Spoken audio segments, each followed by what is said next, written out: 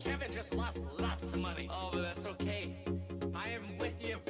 Here we go. Come on, push it. Find the dip. Find the dip. Here we go. Come on, push it. Find the dip. Find the dip. Here we go. Come on, push it. Find the dip. Find the dip. Here we go. Come on, push it. Oh my God, what's happening? Why do you keep working? You could easily stop today, and you would have more than enough for so many lifetimes. You're the perfect anti-example. Yes. Yes. Why? Why do you keep working? The same reason that I described. Yeah, well, but I think you're talking to a subset of well, first of all, you're talking to me, who I think is mentally unstable. What's up, everyone? George here, and today we got to talk about Meet Kevin's problem. Well, more like an addiction, and exactly what YouTube did because of it. So, if you haven't heard already, Meet Kevin is a very popular content creator in the financial news space. But who was he before all of this? Who was he before YouTube, before getting popular on YouTube? And how did he go from nothing to being one of the most influential content creators in the financial YouTube space? How did he go from this to this? And not only is he just successful on YouTube, but he has a large real estate portfolio and stock portfolio all at the age of 28. That's pretty amazing. But where did he get all this money from? Did his parents give him the money? Did he like get lucky and win some type of lottery? Did he marry into it? It's a lot of questions people have, but the answer is an astounding no. None of these are right. Kevin talks about how he came from an immigrant family. He came here before he even knew, but he was a couple months old, and his family came from a different country. And I can vouch for that in the senses I am a child of an immigrant family. And when you're growing up in that environment, it's really different. Your family has no idea what to do. They have to make something from nothing when they don't know how the system works here. They don't know the people here. And the biggest thing, they don't know the language. It's really hard. But when you watch your family create something from nothing and start to make it in a country that they have no idea how things work, it's pretty inspiring, especially as a child. It all started for Kevin when he was around the age of 19. Him and his now wife, Lauren, they bought a place. They rented out all the spare rooms and lived in one room and paid the mortgage and even made a small income off that, all at the age of 19. This not only basically 100x'd his net worth, but it started him down the path of real estate. It showed him what he really wanted to do and what he was good at. After that, it was pretty much history. Kevin went to become a real estate agent, became a broker, and started buying his own properties and selling it to potential clients. At one point in his real estate career, he made $300,000+ a year, all in his mid-20s. He didn't have this career for 20, 30 years. He worked really hard from a young age and created a life for himself, all from essentially nothing. And during this whole time, he wasn't just a real estate broker. He was a content creator for YouTube. Yeah, he was small at the time, but he was providing value to a small niche in the YouTube community, real estate, how to create wealth from nothing, from his personal experiences. And not only was he just saying his personal experiences, he was telling people how to get into real estate, the best way to do it, the best way to profit from it. He was giving you really valuable information, and his sub count and his view count didn't even reflect how valuable that information was at the time. Kevin would continue uploading consistently. He wasn't daily like he is now, but he would stay consistent. He would stay relevant, make sure his audience knew that he was still there. And then it all happened. The Exposed series. Yeah, if you guys have been following Kevin, or if not, he started this Exposed series where he would find, well, let's say wealthier individuals that were selling promises that weren't necessarily true, and he would expose them. And it was really entertaining, and it was really informative to see how these wealthy individuals were kind of taking advantage of people by selling them false promises. And this got him a lot of attention. Not only did it just boost his views and sub count, but it got him talking. People started talking about him. And it just wasn't the YouTube community. He got one of those juicy lawsuits handed right to him. And this lawsuit was essentially a stalking claim and a defamation claim. And it took a while and it cost him a lot of money, but in the long run, it really got his channel going. It was that drama some people wanted.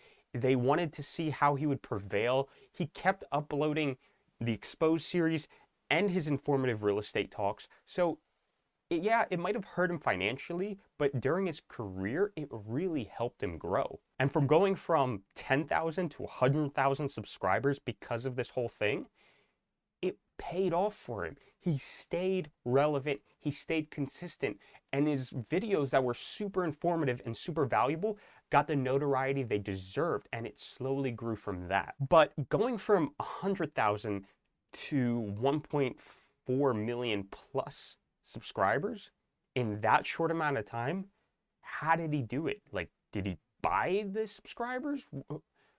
It's really fast, and everybody, including me, wants to ride that train. Well, for Kevin, it was kind of simple. Just imagine him sitting there on his little boat, and he sees that wave, that little bump. And what that bump was, coronavirus. And he saw that bump, and he knew it was going to become this huge wave.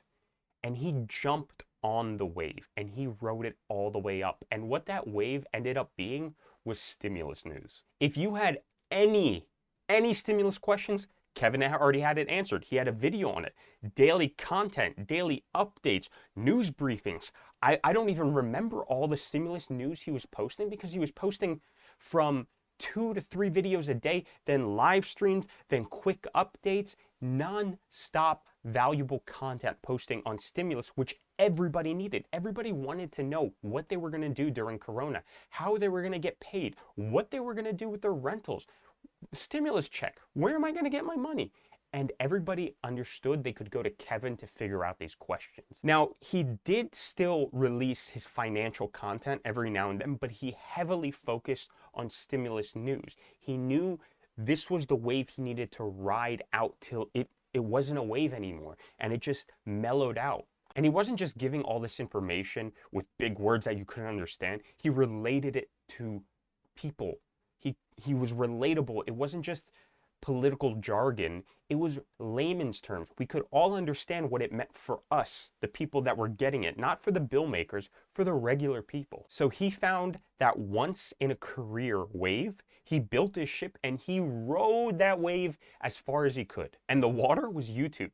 He took YouTube hostage, essentially, during the stimulus. Everything stimulus related, you go to Kevin. YouTube didn't know what to do with him. They were just throwing views at him, throwing subscribers, telling him, yo, Kevin, leave me alone. You're too good in this space. Here, hop on trending a couple times.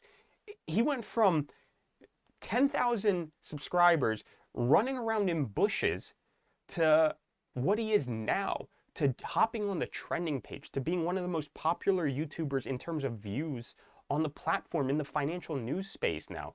It's really, really an accomplishment. He beat YouTube. He offered unparalleled value while being able to describe it to the average person. And YouTube just rewarded him. He beat the algorithm. Kevin single-handedly beat the algorithm. No hacks, no buying anything. He just did what he was doing, and to the best of his ability. And what's really amazing about Kevin is he adapted to stimulus fading, but he still was peppering in those financial news, and he was really good at it because he was so passionate about it. It came second nature to him. So when stimulus faded and people wanted financial news, stock news, and just money news in general, they went to him again. So he kept growing. He went from stimulus to stocks, lost almost none of his viewers, and he's doing even better now almost. And he's providing in-depth interviews, stock reviews, financial news, and political news still. And where does he stop? How does he stop? What can stop him? YouTube can't stop him. They already gave him everything. They're like, oh, Kevin, sorry, I'm done. You have everything. What's next? He made the algorithm work for him. That's it. That's all you can really want when you're a YouTuber. Make that algorithm work for you. Not you work for the algorithm, you trying to figure out how to plan it. No, now he just essentially does whatever he wants. He posts whatever he wants, live stream in the morning, and he does amazingly. So he went from 19 to buying a house with a few $1,000s, now to a multi-millionaire Tesla fanatic. He made it. So don't ever think it's too late or too early to do anything. Provide consistent value. Find that opportunity. Look for it. If it comes, ride it till you can't anymore. And after that big wave falls, you'll be left with all those people who stuck through it till the end, who came to your channel or came to your business or your product for your value, for your personality. They stuck with it. So whatever you do, they're lifelong followers. You will have them no matter what you do. So this all came down to providing value and stick to what you love doing, and you will become successful. Look at Kevin, from 19 to multimillionaire, all within 10 years. Some people try to do this in a lifetime. And he just, you know, yeah, was he in the right place at the right time? Sure. But he kept putting out valuable content no matter what, no matter at 10,000 subscribers or 1.5 million. If you enjoyed this video, I'd really appreciate a like or a sub, and I'll see you guys next time. Thanks for watching. 75% of us